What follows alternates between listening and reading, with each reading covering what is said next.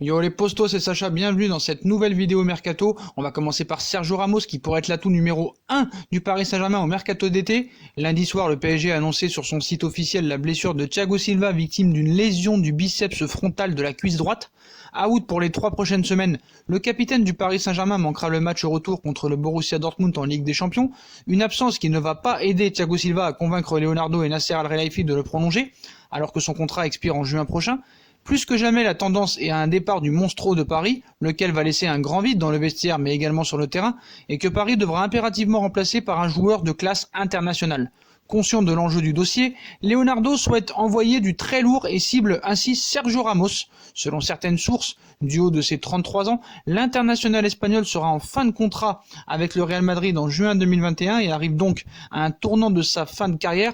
Pour le club de la Casablanca, il va certainement falloir trancher dès cet été la question de l'avenir de Sergio Ramos avec une prolongation ou un transfert sous peine de voir le natif de Séville partir pour 0 € l'été suivant.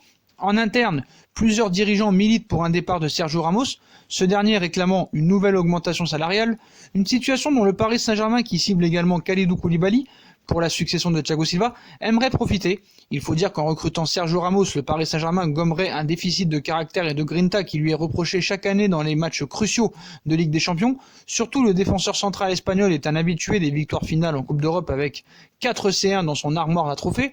Reste à savoir si de son côté, Sergio Ramos sera tenté par une aventure parisienne en fin de carrière. D'ailleurs, une mise au point a été faite par Sergio Ramos sur son avenir. La semaine dernière, en conférence de presse, Zinedine Zidane avait indiqué qu'il comptait sur Sergio Ramos, dont le contrat prend fin en 2021. Zinedine Zidane nous expliquait « Je vois la prolongation de Sergio comme une chose facile. Je veux voir Sergio avec moi. Je le sens bien. Il est notre capitaine, notre leader et notre joueur référence. Moi, je prends les décisions. Il est très important pour tous les supporters et les joueurs. » Ce mardi, Sergio Ramos était à son tour en conférence de presse avant le choc de Ligue des Champions face à Manchester City, l'occasion pour lui d'évoquer son avenir. Il cite « On parle beaucoup d'une prolongation depuis plusieurs semaines, nous traversons un moment magnifique avec le club, c'est très bon à tout point de vue, il n'y a pas d'urgence, ni de la part du club, ni de mon côté, nous allons nous entendre, je n'ai jamais rien exigé. Quand vous avez un certain âge, je comprends qu'il ne propose qu'1 an de prolongation, mais on dirait qu'on veut créer un affrontement entre le club et Ramos, mais ça ne va pas se passer comme ça avec moi. Le message est très clair.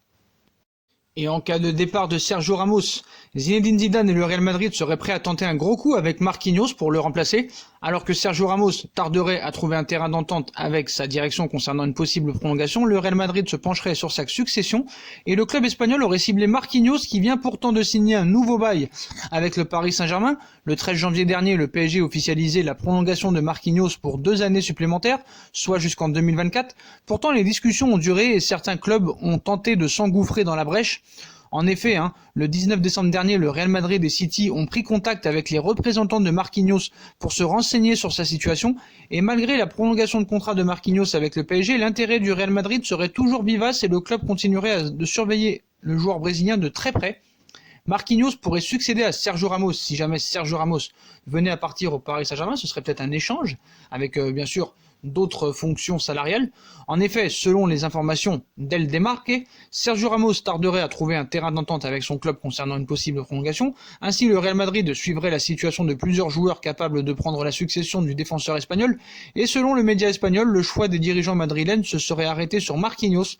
Le défenseur du PSG serait considéré par Florentino Pérez et Zizou comme le remplaçant idéal de Sergio Ramos. Reste à savoir si le Real Madrid lancera les grandes manœuvres lors des prochaines sessions de transfert. Le Paris Saint-Germain ne fera pas de cadeau, comme vous pouvez le savoir. Maintenant, c'est terminé de surpayer des joueurs qui n'ont plus le niveau. Pareil, si un joueur du Paris Saint-Germain veut être transféré, le PSG, s'il veut pas le laisser partir, il le laissera pas partir, même contre une grosse somme d'argent. Toujours du côté du Paris Saint-Germain, le clan Tanguy Kouassi fait mariner le PSG.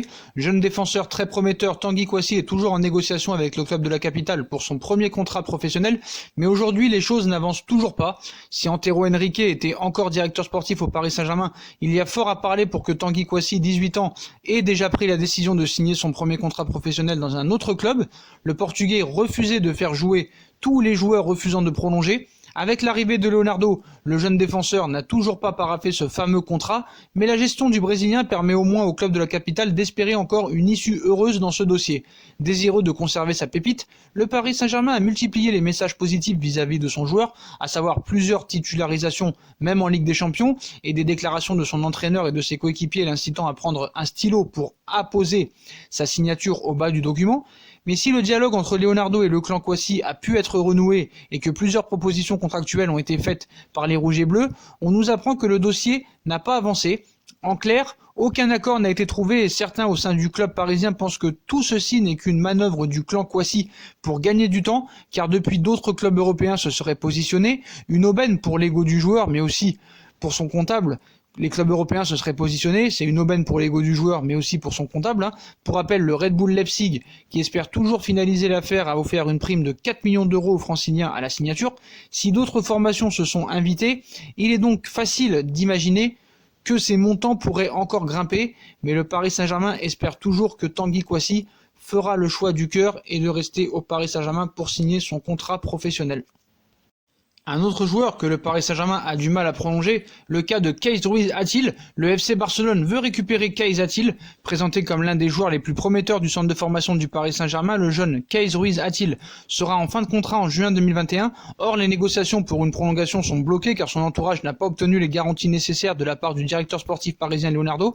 Cette situation délicate sur fond de tension a mis la puce à l'oreille de son ancien club, le FC Barcelone.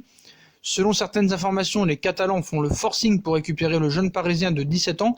À l'été 2015, Paris était parvenu à le shipper au leader de la Liga, le joueur étant interdit de jouer avec le Barça en raison d'une sanction de la FIFA suite à des transferts de joueurs mineurs. 5 ans plus tard, le club espagnol est de nouveau très intéressé par le profil de Ruiz-Athil.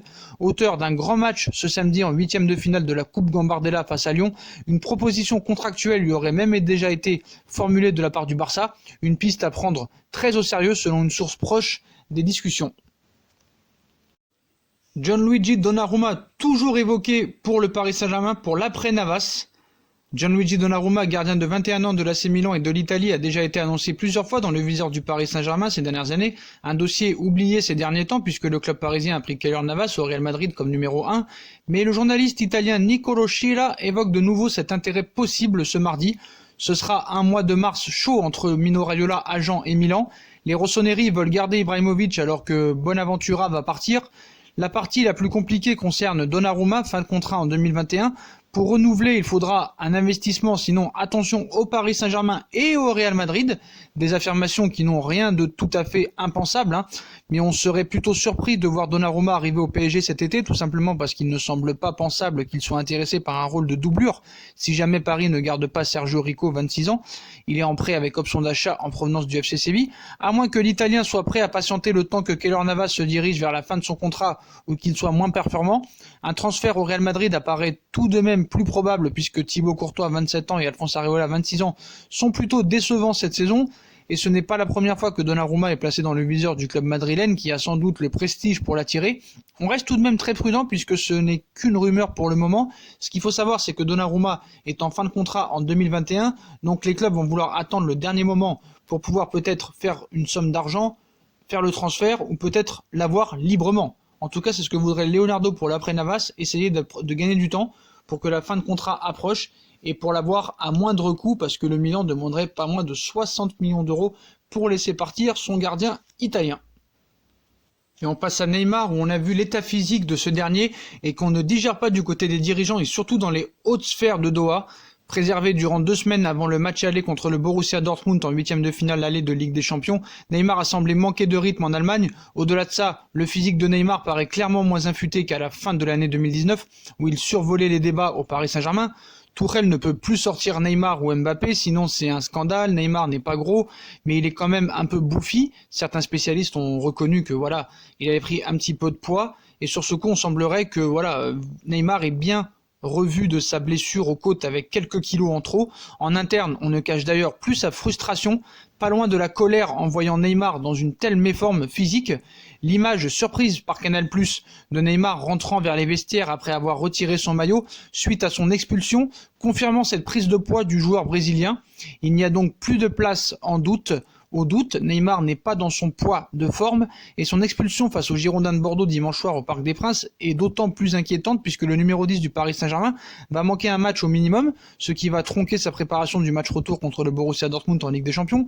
Ce sujet est pris très au sérieux au sein du club car les dirigeants estiment en interne qu'il serait catastrophique que Neymar rate plus d'un match de Ligue 1. Si Neymar venait à écoper d'un second match de suspension en plus du voyage à Dijon, cela signifie qu'il manquerait le déplacement à Lyon en Coupe de France, un match que le PSG souhaite utiliser comme une répétition générale avant le match de C1 contre le Borussia. Neymar absent à Lyon est dans l'incapacité de retrouver du rythme et de perdre du poids en enchaînant les matchs. C'est clairement le scénario redouté par le staff du Paris Saint-Germain à ce jour.